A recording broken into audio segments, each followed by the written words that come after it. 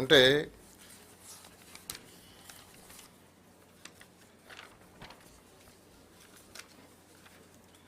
రేట్ల పరంగా ఈరోజు అంటే డ్యామేజ్ జరిగింది. వాడు చేసిన రోడ్లు అట్నే వదిలేశారు. ఇదంతా ఒక అడవిలాగా తయారైపోయింది. కొందరు రోడ్లు తవ్వుకొని మెటల్ కూడా తీసుకుపోయారు. కొందరు అపార్ట్మెంట్ కట్టి దాంట్లో కొన్ని డోర్స్ అవి కూడా తీసుకుపోయారు.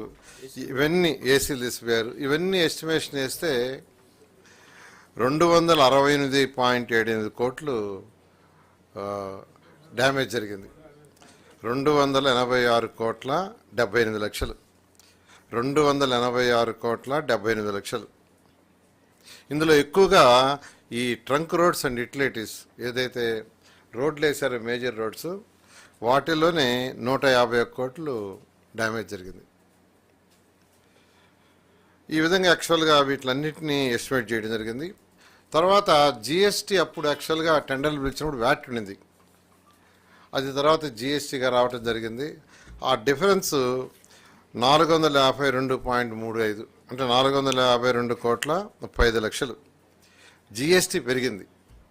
ఇప్పుడు టెండర్లు పిలవటం వల్ల 452 కోట్ల 35 లక్షలు అంటే 6.12%. అదేవిధంగా అడిషనల్ ఐటమ్స్ పెట్టారు. అంటే బిల్డింగ్లో వాటిలో అటకలన్నీ అవన్నీ యాక్చువల్గా ప్రపోజ్ చేశారు. అది 481.38 కోట్లు. 481 కోటి 38 లక్షలు. అది 6.51%. 6.51. ఇప్పుడు ఏదైతే రేట్లు యాక్చువల్గా అప్పటికిప్పటికి రేట్లలో తేడా ఉంది. ఎస్ఓఆర్ రేట్లు తీసుకుంటే అప్పటికిప్పటికి ఉన్న తేడా అంటే ఎవ్రీ ఇయర్ యాక్చువల్గా సిఈల కమిటీలు డిసైడ్ చేస్తుంటారు ఇరిగేషన్ డిపార్ట్మెంట్ నుంచి. వాళ్ళు చేసిన ప్రకారం ఈరోజు అంటే 7,391 కోట్ల 7,391 కోట్ల 65 లక్షల వర్క్ మిగిలింటే అంటే అప్పుడు 2014-19లో పిలిచిన టెండర్లలో ఇంతవరకు మిగిలింది 7,391 కోట్ల 65 లక్షలు. దానికి ఇప్పుడు టెండర్లు పిలిస్తే అడిషనల్గా 2,507 కోట్ల 42 లక్షలు రేట్లు పెరిగినందువల్ల పెరిగింది. రేట్లు అది 33.92%. ఎస్ఆర్ రేట్లు అంటారు. అవి ఇరిగేషన్ డిపార్ట్మెంట్ టోటల్ కమిటీ నిర్ణయిస్తుంది. అంటే కంకరకు కానీ స్టీల్కి కానీ సిమెంట్కి కానీ ఎవ్రీ ఇయర్. దాని ప్రకారం ఇప్పుడు వేస్తే 2,507 కోట్ల 42 లక్షలు అంటే 33.92%. అదే ఇప్పుడు కానీ కంప్లీట్ చేసి ఉంటే ఇది సేవ్ అయ్యిండేది, ఆ డ్యామేజ్ అయ్యిండేది కాదు. గత ప్రభుత్వం చేసిన నిర్వాహకం వల్ల ఈరోజు ఇది 18 వర్క్స్కే ఇంకా మిగతా వర్క్స్ ఉన్నాయి. ఇప్పుడు ట్రంక్ రోడ్స్ యుటిలిటీస్ అంటే 360 కిలోమీటర్ల ట్రంక్ రోడ్స్ ఉన్నాయి. వాటిలో కొన్ని ప్యాకేజీలు తీసుకుంటే 1,629 కోట్ల వరకు మిగిలిపోతే ఇప్పుడు ఎస్టిమేషన్ వేస్తే 460 కోట్లు పెరిగింది.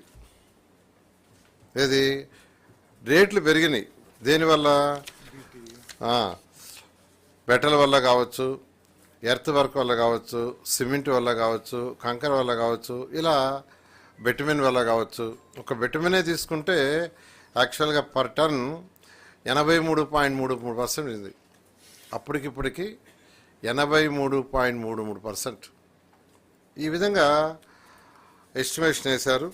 అయితే ఇవన్నీ నష్టాలన్నీ జరగడానికి కూడా గత ప్రభుత్వం చేసిన ఆ విధ్వంసం ఏదో ఒక విధంగా ఈ రాష్ట్రంలో అమరావతి రాజధాని రాకూడదు అనే ఉద్దేశం చేశారు.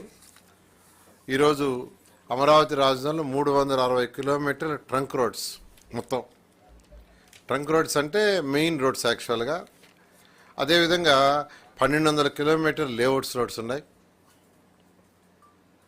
అదేవిధంగా 3,600 అపార్ట్మెంట్లు హౌసెస్, 3,600 మొత్తం యాక్చువల్గా. అంటే 3,600 మంది అధికారులు ఉండటానికి యాక్చువల్గా కట్టడం జరిగింది. అందులో మేజర్ వర్క్ అయిపోయింది, ఇంకా మైనర్ వర్క్ ఉంది. అదేవిధంగా 5 టవర్స్, అడ్మినిస్ట్రేటివ్ టవర్స్ 5 టవర్స్. అదేవిధంగా అసెంబ్లీ బిల్డింగు, తర్వాత హైకోర్టు బిల్డింగు, ఇవన్నీ కూడా యాక్చువల్గా పూర్తి చేయాల్సింది. ఏదేమైనప్పటికీ ఈ యొక్క లీగల్ ఇష్యూస్ అన్నీ, టెక్నికల్ ఇష్యూస్ అన్నీ ఓవర్కమ్ అయ్యాం కాబట్టి ఈ మంత్ ఎండింగ్ లోపల మ్యాక్సిమం టెండర్స్ అన్ని పిలిచి నెక్స్ట్ మంత్ నుంచి వర్క్ టేకప్ చేయడం జరుగుతుంది. రాబోయే 3 సంవత్సరాల్లో ఇవన్నీ కంప్లీట్ చేసి ప్రపంచంలో టాప్ 5 రాజధానిలో ఒక రాజధానిగా ఏదైతే ముఖ్యమంత్రి గారు మా టార్గెట్ ఇచ్చారో ఆ టార్గెట్ ప్రకారం చేయడం జరుగుతుంది.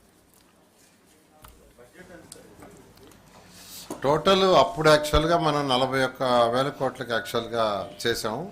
ఇప్పుడు మరొక 30% దానికి ఎక్స్ట్రా అవుతుంది. దాని మీద వర్కౌట్ చేస్తున్నారు లాయర్ గారు. అట్లా ఏం లేదు, యాక్చువల్గా లేదు.